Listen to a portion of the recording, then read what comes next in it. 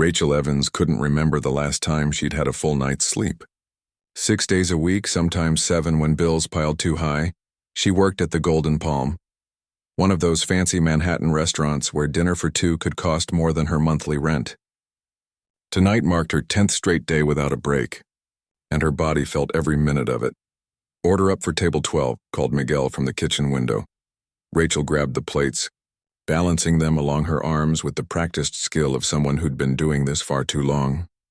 At 28, this wasn't where she had pictured herself. Growing up in a small town upstate, she'd been the girl everyone believed was destined for something special. Now she was just another tired face in a black uniform, invisible to the people she served. "How are we doing tonight?" she asked with a smile that didn't quite reach her eyes as she set down plates at table 12. The middle-aged couple barely looked up, the woman giving a slight nod while scrolling through her phone. Rachel refilled their water glasses and moved on. Some nights the invisibility stung more than others. Back at the service station, Danny, the hostess, was looking nervous. "We just got a last-minute reservation," she whispered, leaning close. "Elliot Harrington and 12 guests." The name sent a ripple through the staff within earshot. A few servers exchanged glances. "The tech guy?" Rachel asked, though she already knew. Everyone in New York knew who Harrington was, founder of Nexus Innovations and one of the youngest billionaires in America. His face was plastered across business magazines and tech blogs. "Birthday celebration," Danny confirmed. "Manager's freaking out, wants everything perfect." "When are they coming?" asked Thomas, another waiter who'd been eavesdropping. 20 minutes, Danny said. "And get this, he requested our largest table, the one by the piano." The fancy grand piano sat in the corner of the restaurant, more decoration than instrument. Rachel had never seen anyone play it in her 3 years working there. "Who's taking the table?" Thomas asked, and Rachel immediately busied herself with folding napkins, avoiding eye contact. High-profile guests meant potential for excellent tips, but they also meant stress, demands, and sometimes humiliation. Their manager, Richard, appeared from his office, looking like he'd swallowed something sour. "Emergency staff meeting now," he announced. 5 minutes later, the entire evening staff stood in a tight circle in the kitchen. "I don't need to tell you how important tonight is," Richard began, straightening his tie. "Mr. Harrington is not just any customer. He's connected to every major player in this city. One positive experience could mean bookings for months. One negative comment online." He left the threat hanging. Rachel shifted uncomfortably. The restaurant had been struggling lately, reservation numbers down since a competing place opened 2 blocks away. They all felt the pressure. "I need my best server on this," Richard continued, scanning the group. His gaze stopped on Rachel. "Evans, you're up." Her stomach dropped. "Me? But I've already got 7 tables and—" "We'll redistribute," he cut her off. "Harrington specifically asked for our most experienced staff." Thomas gave her a sympathetic look. Everyone had heard stories about Harrington's impossible standards. Just last month, a viral video showed him reducing a hotel concierge to tears over a minor reservation mix-up. "Fine," Rachel sighed. She couldn't afford to argue. Not with rent due next week and her younger brother's college textbooks to help pay for. The next 20 minutes passed in a blur of preparation. The large corner table was reset 3 times until Richard deemed it perfect. The best champagne was chilled, and the chef personally inspected each component being prepped for their meals. At exactly 8:30, the front doors opened. Rachel watched from across the room as Danny welcomed Harrington and his entourage with a smile that looked almost painful in its enthusiasm. From a distance, the billionaire looked surprisingly ordinary. Average height, trim but not athletic, with neatly styled dark hair and glasses. He wore a simple black suit that probably cost more than Rachel's car. Behind him trailed a collection of polished-looking business types and a few faces Rachel recognized from gossip magazines. "Remember," Richard hissed as he passed. "Anticipate his needs before he has to ask." Rachel took a deep breath and approached the table. Years of practice allowed her to slide into her professional persona, pleasant, attentive, but not overly familiar. "Good evening, everyone. My name is Rachel, and I'll be taking care of you tonight." Harrington glanced up briefly, eyes scanning her face without really seeing her, then returned to his conversation without acknowledgement. A woman to his right, some famous model whose name Rachel couldn't recall, smiled, apologetically. "We'll start with 3 bottles. Of the Krug." one of the men announced without consulting the wine list. Excellent choice, Rachel replied, though no one seemed to hear. For the next hour, Rachel moved around the table like a shadow, refilling glasses before they emptied, clearing plates the moment they were finished, adjusting the temperature when someone mentioned feeling cool. Through it all, not once did Harrington address her directly. He spoke animatedly with his guests, occasionally checking his phone, his attention moving past her as if she were made of glass. "I hear the truffle risotto is the specialty," she overheard him say, and made a mental note to suggest it when taking their orders. By the time the main courses arrived, Rachel's feet were throbbing in her sensible black shoes, and the fake smile felt permanently etched onto her face. The evening had been a parade of minor demands: different water, specifically room temperature, special requests for the chef, seats rearranged twice. "Everything looking good over here?" she asked during her routine check-in. For the first time that evening, Harrington looked directly at her. His eyes were sharp, assessing. "The steak is overcooked." Rachel's heart sank. "I'm so sorry to hear that, sir. I'd be happy to. I specifically requested rare. This is medium at best." His voice wasn't raised, which somehow made it worse. The table fell quiet. "I'll take it back immediately," she assured him, reaching for the plate. "Don't bother," he said, waving her away. "I've lost my appetite." From across the room, Rachel could feel Richard watching. A commotion like this could cost her job if Harrington complained. And she needed this job. Her tiny apartment in Queens, shared with 2 roommates she barely knew, depended on it. Her brother's future depended on it. "Perhaps I could bring you something else," she suggested. "On the house, of course." Harrington seemed about to refuse when his gaze drifted past her to the piano in the corner. "This restaurant advertises live music on your website," he said, addressing the statement to no one in particular. Richard appeared as if summoned by magic. "For special events, yes, Mr. Harrington. We usually have a pianist on weekends." "It's my birthday," Harrington replied, his tone making it clear this should have been obvious to everyone. "And this evening has been—" He paused, letting the silence communicate his disappointment. "I could call our regular pianist," Richard offered anxiously, "though it might take him an hour to get here." Harrington checked his watch with obvious displeasure. The guests at his table exchanged glances, the celebration clearly falling flat. Rachel began to step back, hoping to disappear into the background as this uncomfortable situation unfolded. "Wait," Harrington said suddenly, his eyes landing on Rachel again. "You," she froze. "Sir, do you play?" He gestured toward the piano. The question caught her off guard completely. "How anyone on staff play?" he asked, now looking at Richard. Richard's panicked eyes darted around the restaurant before landing back on Rachel. Something in his expression made her stomach twist. He knew. Somehow he knew the truth. "Actually," Richard said, a desperate smile forming, "Rachel here is quite talented." The betrayal hit her like a physical blow. He had seen her employee file 3 years ago, when she'd first applied and had still believed her circumstances were temporary. She'd listed her incomplete music education under additional skills. A lifetime ago, before hospital bills and family tragedy had derailed everything. "Is that so?" Harrington turned his full attention to her, and for the first time there was a spark of genuine interest in his eyes. "Play something for us, then." It wasn't a request. The restaurant had grown quieter, other diners sensing the tension and watching with curious eyes. Rachel felt heat rising in her cheeks. She hadn't touched a piano in nearly 5 years. The thought of playing now in front of a restaurant full of people made her palms sweat. "I'm afraid I'm not prepared to—" "Consider it an apology for the steak," Harrington interrupted, his tone light but with an unmistakable edge. Behind him, Richard was nodding frantically, his eyes pleading. The message was clear: keep the billionaire happy, or else. Rachel looked around the room at her co-workers watching with sympathy, at the other diners pretending not to stare, at Harrington's guests shifting uncomfortably in their seats. Her choices were humiliation or unemployment. Some choice. With legs that felt suddenly wooden, she walked toward the piano, each step echoing in her mind.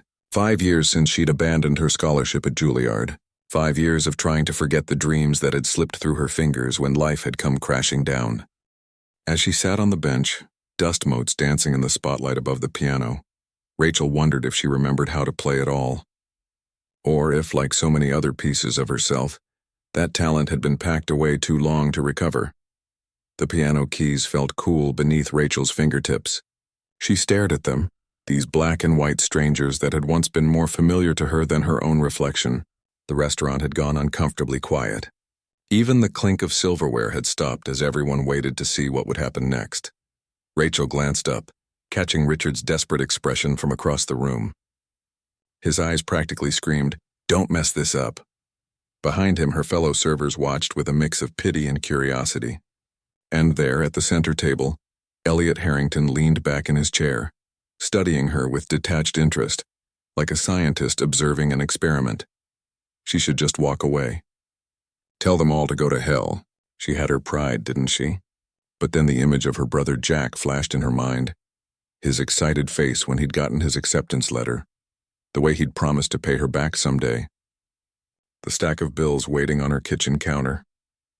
The eviction notice she'd hidden under a pile of junk mail, hoping that ignoring it might somehow make it disappear. Pride wouldn't pay the rent. Rachel closed her eyes. What could she even play? Her mind raced through possibilities.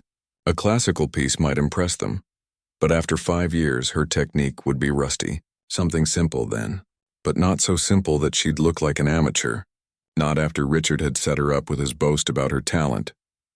"We're waiting," Harrington called out, his voice cutting through the silence. A few uncomfortable chuckles rippled through his guests. Her hands trembled slightly. She opened her eyes, positioned her fingers, and began to play the first piece that came to mind, Debussy's Clair de Lune. It was a piece she had once known by heart, one that had always calmed her nerves before recitals. The first notes were hesitant, her fingers stiff and uncertain. Rachel winced at a missed note, then another. The beautiful melody that had once flowed effortlessly from her hands now stumbled out awkwardly. She could feel the weight of everyone's attention, the judgment, the second-hand embarrassment. From the corner of her eye, she saw Richard's face fall. At Harrington's table, someone whispered something, followed by muffled laughter. Heat rushed to Rachel's cheeks. This was exactly what Harrington had wanted, to embarrass the waitress who'd ruined his steak, to remind everyone in the room of the distance between people like him and people like her. Something shifted inside her. A spark of anger ignited, small at first, then growing. How dare he? How dare any of them? They didn't know who she was, what she'd been through, what she'd sacrificed. Rachel stopped abruptly, the last discordant note hanging in the air. For 3 heartbeats, she sat motionless. Then with a deep breath, she repositioned her hands and started again. Not Debussy this time. Her own composition, the one she'd been working on during that final semester at Juilliard. Before her mother's diagnosis had changed everything. She'd never finished it, never performed it for anyone. It existed only in her memory, imperfect and incomplete. The opening was gentle, questioning, a simple melody that built slowly, gaining complexity with each measure. It was the story of her life translated into music. The hopeful beginning, the struggle, the loss. Her fingers remembered more than she'd expected, finding the keys with increasing confidence. The piece evolved as she played, no longer constrained by what she'd written years ago, but shaped by everything she'd experienced since. The late nights of exhaustion, the small indignities, the dreams deferred but never forgotten. The restaurant remained silent, but it was a different kind of silence now. Rachel didn't dare look up. She couldn't bear to see ridicule or, worse, pity on their faces. Instead, she lost herself in the music, eyes closed, letting the composition take her where it wanted to go. When she reached what should have been the end, the place where she'd abandoned the piece years ago, she hesitated for only a moment before continuing. The new section emerged naturally, a resolution she hadn't known she was searching for. It wasn't triumphant exactly, but resilient, acknowledging pain without surrendering to it. The final notes faded into silence. Rachel kept her head down, eyes fixed on the keys, bracing herself for whatever came next. Laughter, dismissal, or worse, awkward pity applause. Her heart pounded so loudly she was sure everyone could hear it. 1 second passed. 2. 3. Then a single person began to clap. Rachel looked up in surprise. It was the model sitting next to Harrington, her eyes shining with something that looked suspiciously like tears. Another person joined in, then another until the entire restaurant erupted in applause. And Elliot Harrington, the man who had meant to humiliate her, sat completely still, his expression unreadable. Rachel stood on shaky legs and gave a small, awkward bow before turning to retreat to the safety of the kitchen. As she passed Harrington's table, his voice stopped her. "Wait." The conversations around them resumed gradually as Rachel paused beside his chair, her serving tray clutched to her chest like a shield. "That wasn't Debussy," he said. Not a question, but an observation. "No, sir, what was it?" Rachel hesitated. "Something I wrote a long time ago." His eyebrows rose slightly, the first genuine surprise she'd seen on his face all evening. "You composed that?" She nodded, uncomfortable under his scrutiny. "It was—" He seemed to search for the right word, and Rachel braced herself for some backhanded compliment. "Honest," he finished, which wasn't at all what she'd expected.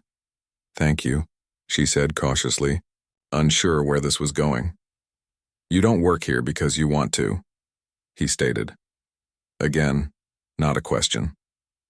She answered anyway. "Not many people wait tables because they want to, Mr. Harrington." For the first time that evening, a hint of a real smile appeared on his face. "Fair enough, but most waiters haven't studied at Juilliard." Rachel stiffened. "How did you—" "Your manager mentioned it when you walked away. Quite proudly, in fact, though he failed to explain why someone with that level of training is serving overcooked steak instead of performing."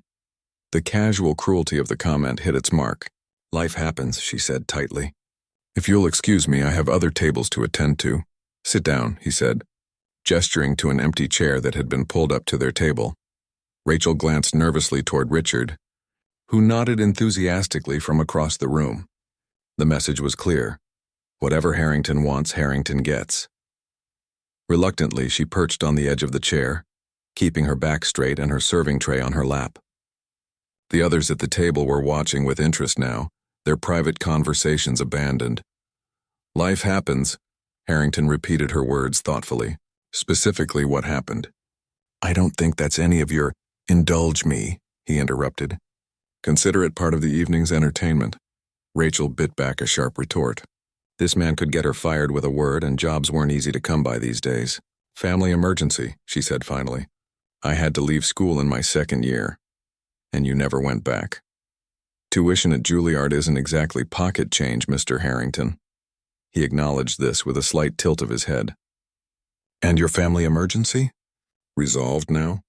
The blunt question caught her off guard. Most people avoided asking about her mother, finding it too uncomfortable. "My mother passed away 3 years ago," she said quietly. A brief shadow crossed his face. "I'm sorry to hear that." He sounded like he might actually mean it. "Thank you." Rachel shifted in her seat, eager to escape this unexpected interrogation. "Is there anything else you need for your table?" Harrington studied her for a long moment. The others at the table had fallen into awkward silence, no one quite sure where this unusual interaction was heading. "What's your name?" he asked suddenly. "Rachel. Rachel Evans." She was sure she'd introduced herself earlier, but clearly he hadn't been paying attention. "Well, Rachel Evans, former Juilliard student," he said, reaching into his jacket pocket. "I think you're wasted in this place." He pulled out a business card and placed it on the table between them.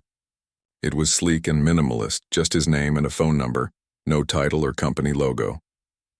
"My foundation funds art scholarships," he explained. "Among other things. Call that number tomorrow. Ask for Vivian. Tell her I said to set up a meeting." Rachel stared at the card without touching it.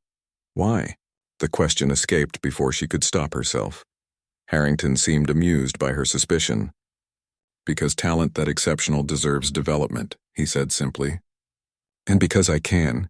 The model beside him smiled encouragingly at Rachel. "You should take it," she whispered. "He doesn't make offers like this often." Rachel's mind raced with possibilities, hope warring with hard-earned cynicism. This had to be some kind of joke, or worse, something with strings attached. Men like Harrington didn't hand out opportunities to waitresses without expecting something in return. "Think about it," he said, apparently reading her hesitation. "The offer stands for 24 hours. With that, he turned back to his guests, effectively dismissing her. Rachel stood on unsteady legs, the business card clutched in her hand. As she walked away, she could feel the eyes of her co-workers following her. questions in their gazes. In the kitchen, she leaned against the wall, examining the card in the harsh fluorescent light. The raised lettering felt real beneath her fingertips. But could she trust it? Trust him? After all, this was the same man who, less than an hour ago, had tried to humiliate her for his own amusement. What did he want? Miguel asked, pausing in his work to study her flushed face. Rachel shook her head, not ready to explain what had just happened, not sure she understood it herself. Nothing important. Well, whatever you played out there, it shut everyone up. Even the kitchen guys stopped to listen. He grinned. You've been hiding things from us, Rachel Evans. Before she could respond, Richard burst through the kitchen doors, his face flushed with excitement. Evans, what did he say to you? The whole restaurant is buzzing. Rachel tucked the card into her pocket. Just some questions about the music, she lied. Richard didn't look convinced, but a call from the dining room pulled him away. Rachel took the moment to slip out the back door into the alley, needing air and space to think. The night air was cool against her skin. She leaned against the brick wall, looking up at the narrow strip of sky visible between the tall buildings. A few stars managed to peek through the city's light pollution. She pulled out the card again, running her thumb over the embossed name. Elliot Harrington, a man who could make or break careers with a word. A man known for his ruthlessness in business, his impossible standards, his disregard for those he deemed beneath him. And yet, he had heard something in her music. Something real. That piece had been the most honest thing about her. More honest than the polite smile she wore for customers. More honest than the cheerful voice she used on phone calls with her brother when she assured him everything was fine. The back door creaked open. Break's over, called Thomas. Your tables are wondering where you went. Rachel nodded, pushing herself away from the wall. She had bills to pay, tables to serve. Real life. But as she tucked the business card securely into her pocket, she felt something she hadn't experienced in a long time. The faint stirring of possibility. Rachel didn't sleep that night. Her tiny bedroom in the Queen's apartment felt even smaller as she paced the limited floor space, Harrington's business card twirling between her fingers. Outside, the city hummed its familiar nighttime melody of distant sirens, occasional shouts, and the persistent rumble of traffic. By 4 a.m., her roommate's snores provided an irregular backbeat to her racing thoughts. Call or don't call. Trust or don't trust. The remainder of her shift had passed in a blur. Harrington and his guests had left shortly after their exchange, leaving behind an obscenely large tip that the staff had divided evenly. Richard had cornered her twice more, fishing for details about their conversation, but Rachel had kept it vague. This fragile, unexpected possibility felt too personal to share. As dawn crept through her thin curtains, Rachel finally collapsed onto her bed. She set her alarm for 9 a.m., later than she'd normally allow herself, but she wasn't due at the restaurant until the dinner shift. Sleep came in fitful bursts, dreams of pianos with keys that turned to liquid beneath her fingers. The alarm's harsh buzz jolted her awake. Rachel showered quickly, the building's temperamental water heater providing exactly 3 minutes of warmth before turning icy. She dressed in her best non-work clothes, dark jeans without any visible wear, a navy blue blouse she'd found at a thrift store that still had its original tags, and a pair of flats that pinched only slightly at the toes. Her roommate Tina emerged from her bedroom as Rachel was making instant coffee in their cramped kitchen. You look nice, Tina observed sleepily, reaching for a mug. Interview? Maybe, Rachel replied, not ready to explain. We'll see. At exactly 10 a.m., Rachel stood outside her apartment building, Harrington's card in one hand, her phone in the other. The number stared back at her, daring her to make the call. What if it was all an elaborate joke? What if she called and they had no idea who she was? What if they did know who she was, but the opportunity turned out to be something inappropriate or demeaning? A bus rumbled past, splashing through a puddle left from the previous night's rain. Rachel stepped back just in time to avoid the spray. It felt like an omen. Call now or go back inside. Decide. Before she could overthink it any further, she dialed the number. It rang twice before a crisp female voice answered. Mr. Harrington's office. Rachel's throat suddenly felt dry.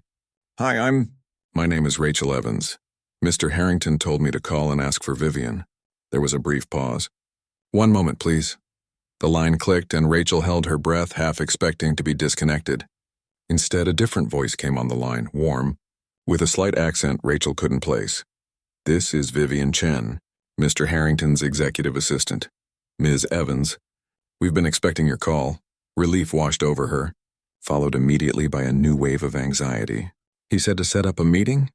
Yes, he was quite specific. Vivian's tone was friendly but professional. "Would 2 p.m. today work for you? At his downtown office today?" Rachel had expected to wait days, maybe weeks. "Yes, that's fine. Excellent.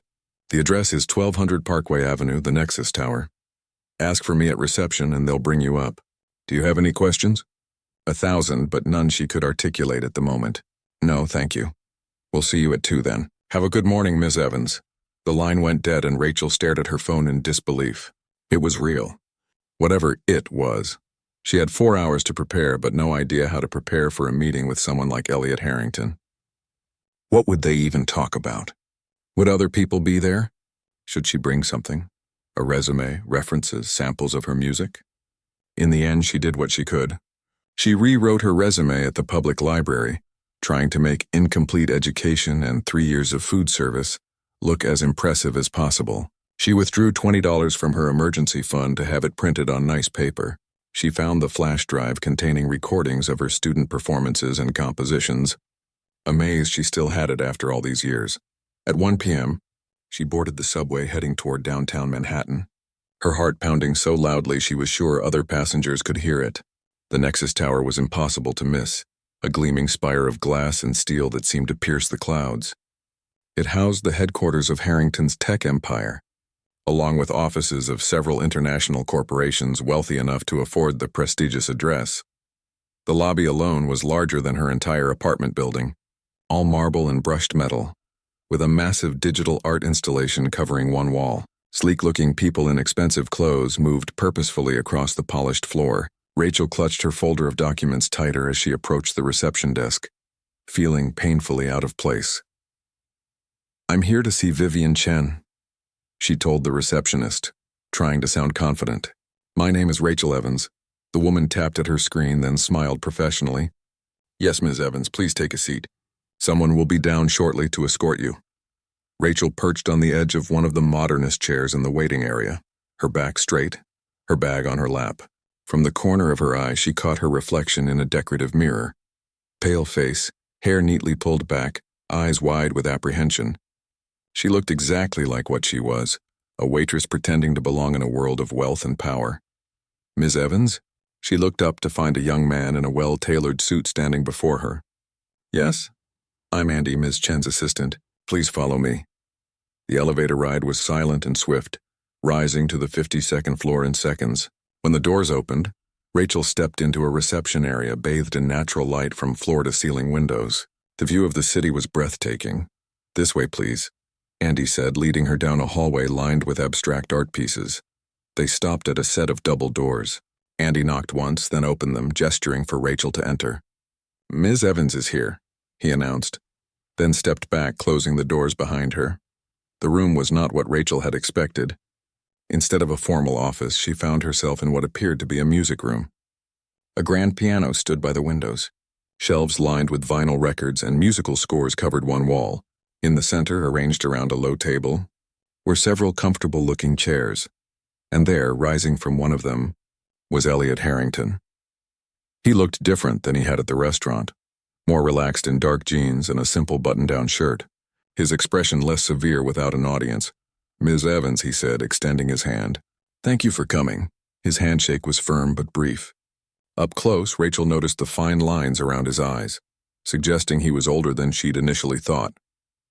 "Late 30s, perhaps, not early 30s. Please sit," he said, indicating a chair opposite his. "Would you like something to drink? Coffee, water?" "Water would be fine, thank you." He pressed a button on the table and almost immediately a side door opened.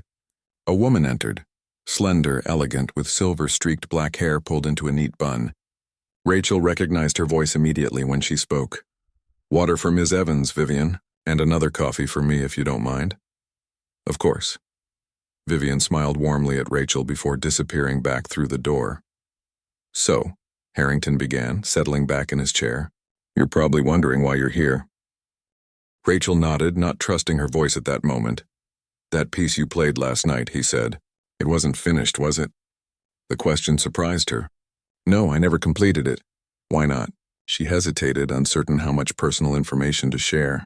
As I mentioned, I had to leave school. There wasn't much time for composition after that. But you've written other pieces? Yes, though nothing recently. Harrington seemed to consider this. Music requires time and space, luxuries not everyone has. Vivian returned with their drinks, placing a glass of water before Rachel and a coffee mug beside Harrington. She left as quietly as she'd entered. Mr. Harrington, Rachel began, finally finding her voice. I appreciate you seeing me, but I'm still not clear on why I'm here. He studied her for a moment over the rim of his coffee mug. My foundation provides funding for various arts initiatives, he explained. One program identifies promising artists who've faced obstacles and provides them with resources to continue their work. Rachel's pulse quickened. And you think I might qualify for this program? I know talent when I hear it, Ms. Evans. What you played last night, unfinished as it was, showed remarkable potential. The question is, if given the opportunity, would you want to return to music? Would she? The question struck her like a physical blow. For years she'd pushed away the very thought, convinced that door had closed forever. It hurt too much to want something so far out of reach. I don't know, she admitted honestly. It's been a long time. Harrington nodded, as if her uncertainty was exactly what he'd expected. The program offers tuition for those who wish to complete their education, or direct financial support for those who prefer to pursue independent work. In either case, it includes a monthly stipend to cover living expenses. Rachel's mind reeled. This couldn't be real, and what would be expected of me in return? His expression remained neutral. Progress, commitment, regular portfolio reviews, and at the end of the year, participation in a foundation showcase. Just that? The corner of his mouth twitched, almost a smile. Just that. Contrary to what you might think, Ms. Evans, not every offer comes with hidden strings. She wanted to believe him, desperately, but years of struggle had taught her caution. Why me? She asked bluntly. You must hear talented musicians all the time. Harrington set down his coffee and leaned forward slightly. Because what you played last night wasn't just technically proficient. It was authentic. Rare quality these days, he paused. Also, I admire resilience. Anyone can play when life is easy. Few can create beauty from hardship. The sincerity in his voice caught her off guard. This wasn't the cold, demanding man from the restaurant. Or if it was, there was more to him than she'd initially seen. I'd like to think about it, she said carefully. Of course. He reached into a folder on the table and handed her several documents. All the program details are outlined here. Take your time. Review everything carefully. Rachel accepted the papers, her hands slightly unsteady. Thank you for this opportunity. It's unexpected. Life often is, Harrington replied, standing to indicate the meeting was concluding. Vivian will show you out. If you decide to accept, she's your contact. If not, no hard feelings. The choice is entirely yours. As if summoned by her name, Vivian appeared at the door. Rachel gathered her belongings, still dazed by what had just happened. At the threshold, she paused and turned back. Mr. Harrington? He looked up from the papers he'd already returned his attention to. Yes? The steak wasn't actually overcooked, was it? For a moment, he looked genuinely surprised. Then unexpectedly, he laughed. A warm, genuine sound that transformed his face. No, Ms. Evans, it wasn't. Rachel nodded, a small smile forming despite herself. I didn't think so.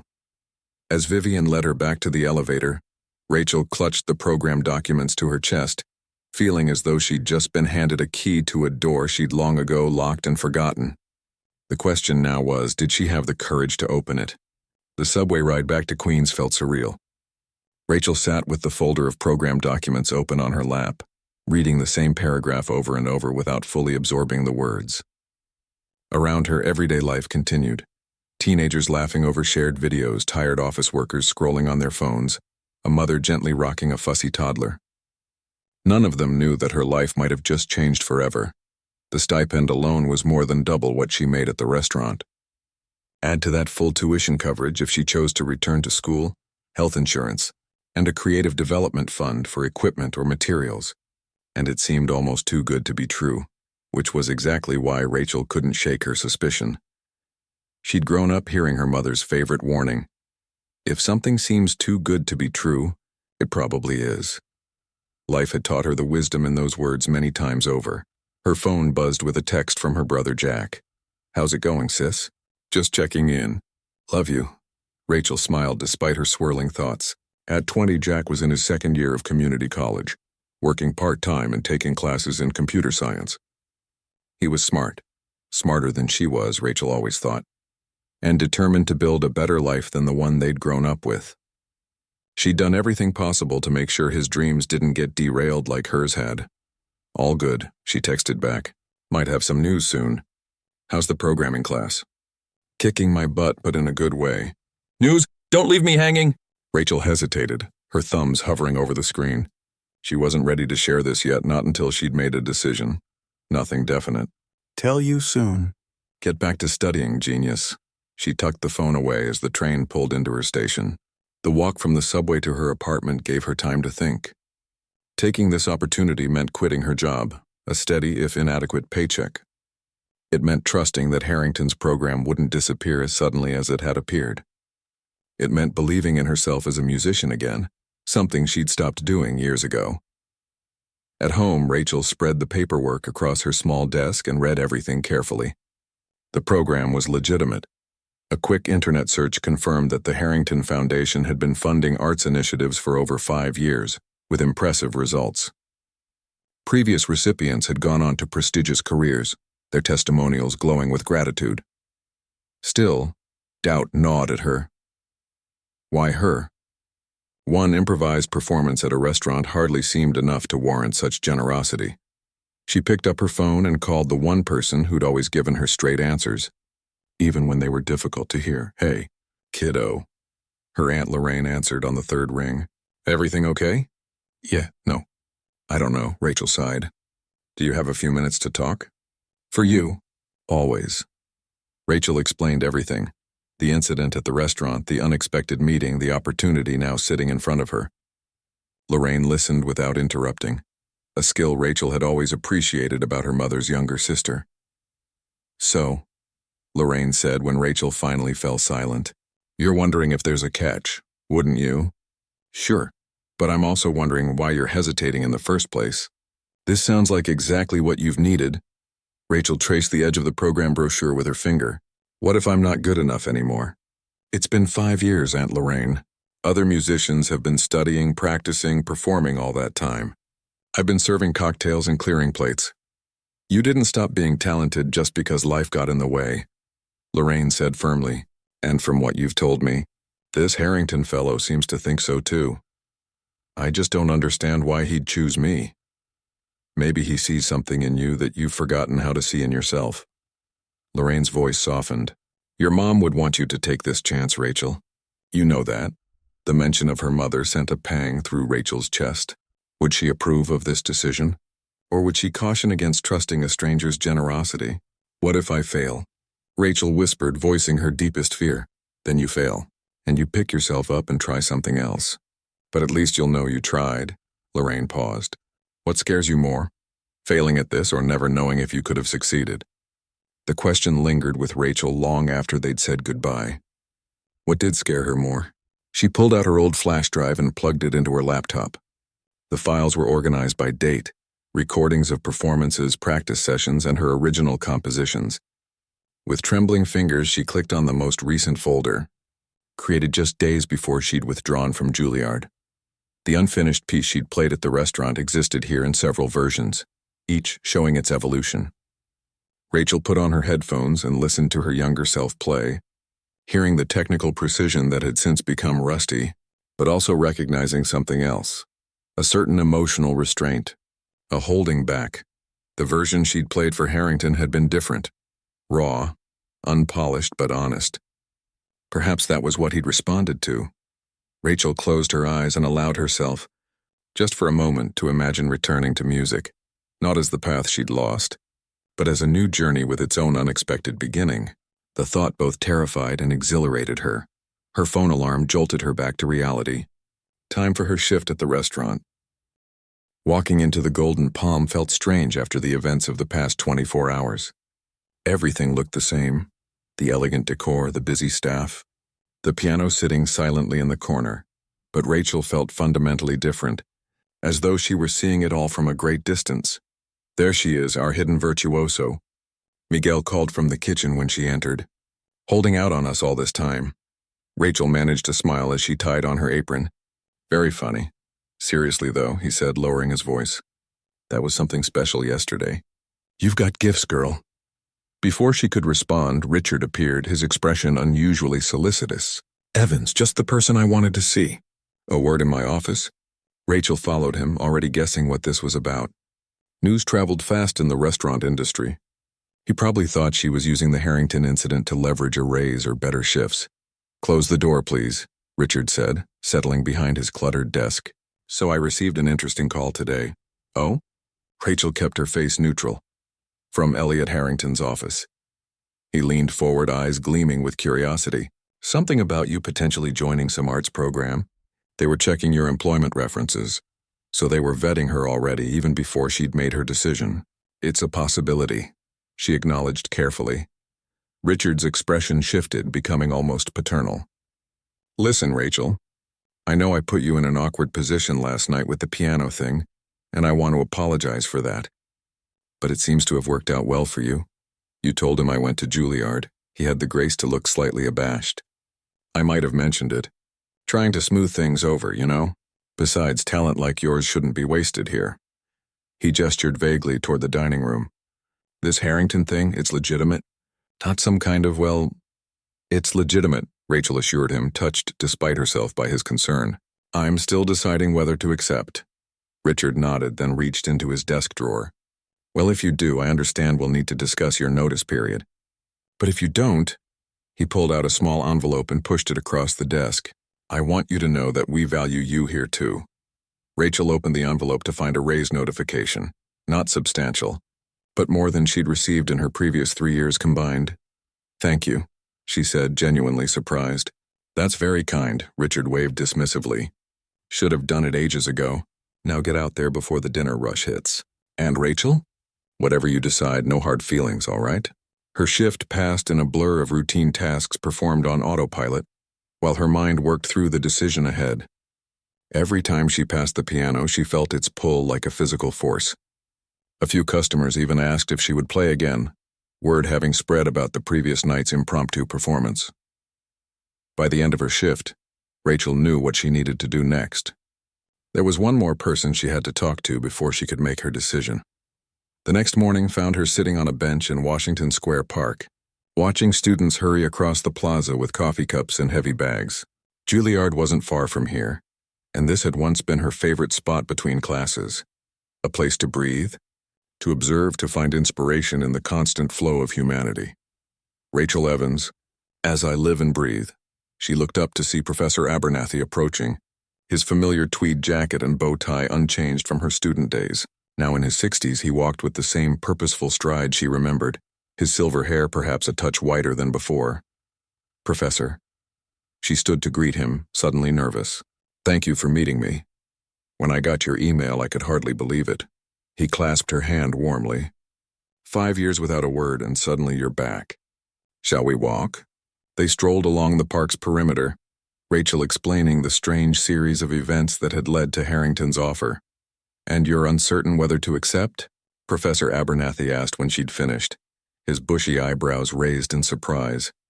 May I ask why? Rachel struggled to articulate her fears. What if I've lost whatever talent I had? What if I'm just wasting his money and my time? My dear, talent doesn't simply disappear, he said gently. It may lie dormant, certainly. Skills may grow rusty, but the fundamental gift, that remains.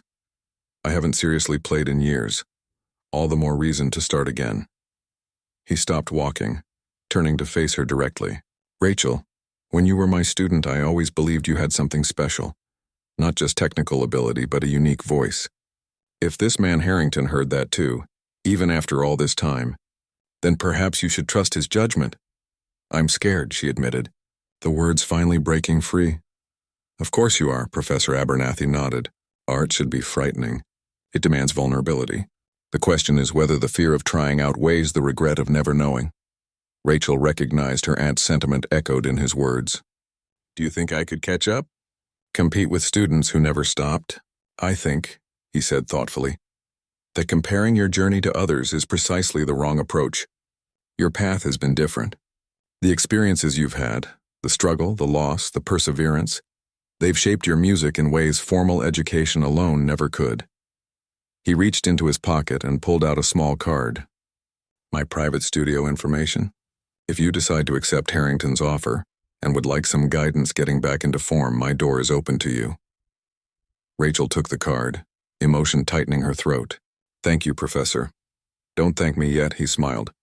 My standards haven't lowered in your absence. As they parted ways, Rachel felt a strange sense of calm settling over her. The pieces were falling into place, not by chance, but by choice, her choice. That evening, Rachel sat at her small desk and drafted 2 emails. The first to Vivian Chen, accepting the Harrington Foundation's offer and expressing her gratitude for the opportunity. The second to Richard, giving 2 weeks' notice at the Golden Palm while thanking him for his support. As she pressed send on both messages, Rachel felt a weight lift from her shoulders and a new one settle in its place. The weight of possibility, of responsibility to her own talent, of a second chance she never thought she'd get. Her phone lit up with a text from Jack. So what's this news you've been teasing? Don't make me beg, sis. Rachel smiled and began to type. How would you feel about having a musician in the family again? 2 years later, the backstage area of Carnegie Hall hummed with quiet energy. Rachel sat alone in the small dressing room, her eyes closed, fingers moving silently over imaginary piano keys. She wore a simple black dress, elegant but understated. Her hair, now styled with more care than she could have afforded in her waitressing days, was swept back from her face in loose waves. A gentle knock interrupted her mental rehearsal. 10 minutes? Miss Evans, a stagehand called through the door. Thank you, she replied, opening her eyes to the reality around her. On the dressing table sat a small framed photo, Rachel and Jack at his community college graduation 6 months ago, his face beaming with pride in his cap and gown. Beside it was a program from tonight's performance, her name listed as the featured soloist. Sometimes she still couldn't believe any of this was real. The past 2 years had been the hardest and most rewarding of her life. Returning to music after such a long break had been more challenging than she'd anticipated. The first months of practice had left her frustrated and doubtful, her fingers stiff, her technical skills diminished. Professor Abernathy had been brutally honest in his assessments, but unfailingly supportive in his guidance. You have the advantage of maturity now, he'd told her during a particularly discouraging lesson. Use it. Let your life experiences inform your interpretation. Gradually, painfully, she'd rebuilt her technical foundation while developing something she'd lacked in her earlier training, an authentic, distinctive voice. The piece she'd improvised that night at the Golden Palm had evolved into a full composition, which she'd titled Second Chances. It was this piece that would conclude tonight's program. Another knock, firmer this time. Come in, Rachel called. Vivian Chen entered, elegant as always in a tailored pantsuit. Over the past 2 years, Harrington's executive assistant had become something of a mentor to Rachel, helping her navigate the unfamiliar world of professional music and foundation politics. How are you feeling? Vivian asked, her eyes kind but assessing. Nervous, excited, terrified. Rachel laughed softly. All of the above. That's normal. The hall is filling up nicely. There's quite a turnout for the foundation showcase. Rachel nodded, trying to calm the butterflies in her stomach. The annual Harrington Foundation Arts Showcase was a prestigious event, attended by critics, industry professionals, and potential patrons. For the recipients, it was both a culmination and a launching pad, a chance to demonstrate what they'd accomplished with the foundation's support and to make connections that could shape their future careers. Is he here? Rachel asked, trying to sound casual. Vivian's expression softened with understanding. Mr. Harrington arrived a few minutes ago. He asked me to give you this. She handed Rachel a small envelope. Inside was a simple white card with a handwritten message. Trust your voice. E.H. Rachel smiled, tucking the card into her program. In the 2 years since he'd offered her this second chance, she'd seen Elliot Harrington only a handful of times. At foundation events and the occasional progress review. Each interaction had been cordial but professional, focused entirely on her musical development. He'd never mentioned the night at the restaurant, never reminded her of how their paths had crossed or the power imbalance that had defined their first meeting. Yet here he was, offering support in his characteristically understated way. 5 minutes, called the stagehand again. Vivian squeezed Rachel's shoulder. Break a leg. We're all proud of you. After she left, Rachel stood and took a final look in the mirror. She barely recognized herself sometimes. Not just the outer changes in appearance, but the inner transformation reflected in her posture, her confidence, her sense of purpose. Her phone buzzed with a text message from Jack. "Knock 'em dead, sis. Aunt Lorraine and I are in our seats ready to cheer embarrassingly loud." Rachel smiled, sending back a quick heart emoji before switching her phone to silent mode. She took a deep breath and left the dressing room, walking toward the stage entrance where other performers gathered, waiting their turns. The first half of the showcase featured various foundation recipients: a violinist, a cellist, a string quartet, and a composer whose work was performed by a small chamber orchestra. Rachel listened from the wings, impressed by their talent and momentarily intimidated by the thought of following such skilled musicians. Then it was her turn. As the stage manager cued her, Rachel walked onto the vast stage of Carnegie Hall, the space she'd once dreamed of as a student, but had never actually expected to see from this perspective. The applause washed over her as she approached the gleaming grand piano at center stage. Rachel took her seat, adjusted the bench, and placed her hands lightly on the keys.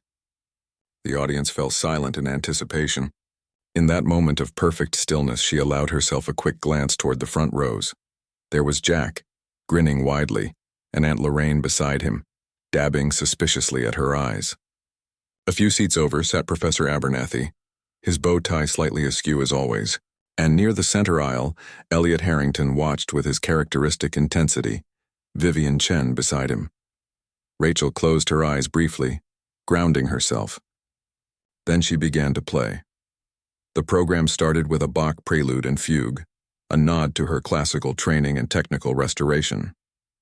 Her fingers moved with precision and clarity, the familiar patterns flowing naturally after countless hours of practice. The fugue's interweaving voices spoke of order, structure, the foundation upon which everything else was built. Next came a Chopin nocturne, allowing her to demonstrate her expressive range, the emotional depth she'd developed during these past 2 years. The piece's haunting melody echoed through the hall, each nuanced phrase carrying the weight of her interpretation. As the final notes of the Chopin faded, Rachel paused, taking a moment to center herself before the final piece. This was the real test, not just of her technical skills or interpretive ability, but of her courage to share something truly personal with this audience. She began Second Chances softly, with the same questioning melody she'd improvised that night at the restaurant, but now it was fully realized, developed through months of careful composition and revision. The simple theme evolved, gathering complexity and emotional force, mirroring her own journey from uncertainty to determination. The middle section confronted struggle directly, dissonant chords and challenging rhythmic patterns representing the obstacles she'd faced, both external circumstances and internal doubts. Some passages were deliberately difficult, pushing her technical limits, making the audience feel the effort required to overcome. Then came the transformation. Not a triumphant breakthrough, but a gradual illumination. The earlier themes returned, now intertwined with new elements, suggesting integration rather than replacement. The music acknowledged loss while embracing possibility, honoring the past while moving decisively forward. As Rachel approached the final measures, she felt a curious sense of detachment, as though her fingers were being guided by something beyond conscious control. The piece concluded not with dramatic flourish but with quiet resolution, a series of harmonies that suggested both completion and continuation, an ending that was also a beginning. For several heartbeats after the final note faded, the hall remained completely silent. Rachel sat motionless, hands still poised above the keys, suddenly afraid to face the audience. Had they understood? Had she revealed too much or not enough? Then the applause began, scattered at first, then building to a thunderous wave that broke over her with almost physical force. As Rachel rose and turned to acknowledge the audience, she was startled to see people standing, their faces alight with appreciation. She bowed once, twice, a third time as the applause continued. Flowers appeared from somewhere, handed to her by the stage manager. Rachel accepted them with shaking hands, overwhelmed by the response. As she made her final bow and prepared to leave the stage, her eyes met Harrington's. He remained seated but was applauding steadily, his expression thoughtful. When he noticed her gaze, he gave a slight nod, a gesture so subtle that anyone else might have missed it, but Rachel understood its meaning perfectly. It was acknowledgement, not of gratitude but of mutual respect. She had proven worthy of his investment, not by fulfilling his expectations but by exceeding them in her own distinctive way. Backstage was a blur of congratulations. Other performers, foundation staff, even a few critics hoping for comments. Rachel responded as graciously as she could while looking for the faces that mattered most to her. She found them in the small reception area, Jack rushing forward to sweep her into a bear hug, Aunt Lorraine wiping away tears, Professor Abernathy offering quiet words of approval that meant more than any shouted praise. "You did it, sis," Jack whispered, his voice thick with emotion. "Mom would be so proud." Rachel nodded against his shoulder, unable to speak for a moment. When she finally pulled back, she was surprised to see Elliot Harrington standing a short distance away, observing their reunion with an unreadable expression. He approached when he saw her notice him. "Ms. Evans," he said formally, extending his hand. "A remarkable performance." "Thank you, Mr. Harrington," she replied, matching his tone. "For everything." Something in his expression softened slightly. "Your year with the foundation is officially complete now. Have you considered your next steps?" Rachel nodded. She'd received several offers in recent months, from graduate programs, from chamber groups seeking a pianist, from a recording label interested in her original compositions. "I have some options," she said, "but I've also been thinking about starting a community music program in my old neighborhood. Something for kids who have talent but limited resources." Harrington raised an eyebrow, looking genuinely intrigued. "An interesting choice. Second chances shouldn't be as rare as they are," Rachel said simply. "Sometimes people just need someone to see their potential." He studied her for a long moment, then nodded thoughtfully. "The foundation might be interested in discussing such an initiative. Have Vivian set up a meeting when you're ready." With a slight smile and a nod to her family, he moved away to speak with other guests. "Was that really him?" Jack asked, wide-eyed. "The billionaire who made you play piano that night?" "The very same," Rachel confirmed. "And now you're talking about working together again?" "After how he treated you?" Rachel considered the question seriously. "People are complicated, Jack. Sometimes they're exactly who they appear to be, and sometimes they surprise you." She smiled. "Sometimes they even surprise themselves." Later that night, after the reception had ended and the well-wishers had departed, Rachel found herself alone on the empty stage. The cleaning staff had agreed to give her a few minutes of privacy before completing their work. She sat once more at the piano, not to play, but simply to absorb the moment, to honor the journey that had brought her here and to acknowledge both what had been lost and what had been found along the way. Her fingers lightly traced the keys without pressing them, feeling the potential music beneath her touch. Whatever came next, whether teaching, performing, composing, or some combination she couldn't yet imagine, she knew with absolute certainty that she had found her way back to where she belonged. Not through luck or charity or even talent alone, but through the most unexpected combination of factors: a billionaire's whim, a forced performance, and her own long-dormant courage finally awakened. Rachel smiled to herself as she rose from the bench. Sometimes life's most important turning points arrive disguised as its worst moments. The trick was learning to recognize them, and being brave enough to play the unexpected notes they offered.